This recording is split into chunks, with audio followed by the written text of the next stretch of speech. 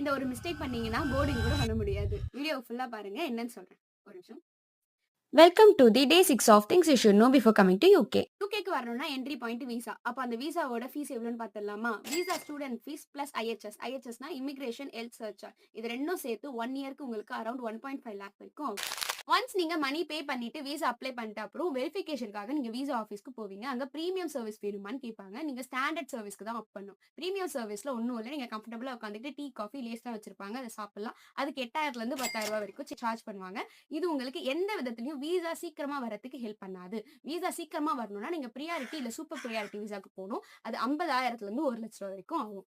Once உங்களுக்கு visa approve ஆயிட்ட உடனே யூகேவிஐ அக்கௌண்ட் நீங்க ஓப்பன் பண்ணிட்டு உங்க பாஸ்போர்ட்டை அதில் லிங்க் பண்ணிக்கணும். அது நீங்க லிங்க் பண்ண உடனே உங்களுக்கு விசாவோட டீடைல்ஸ் வந்துடும். அந்த டீடைல்ஸ் எல்லாம் கரெக்டாக இருக்கான்னு பார்த்துட்டு ஒரு ஸ்கிரீன்ஷாட் எடுத்து வச்சுக்கோங்க. அதே மாதிரி ஒரு ஹார்ட் காப்பியும் எடுத்து வச்சுக்கோங்க இன்கேஸ் தேவைப்படலாம். பாஸ்போர்ட்டையும் விசாவையும் லிங்க் பண்ண மறந்துட்டீங்க அப்படின்னா போர்டிங்ல ப்ராப்ளம் வரலாம். ஸோ இதை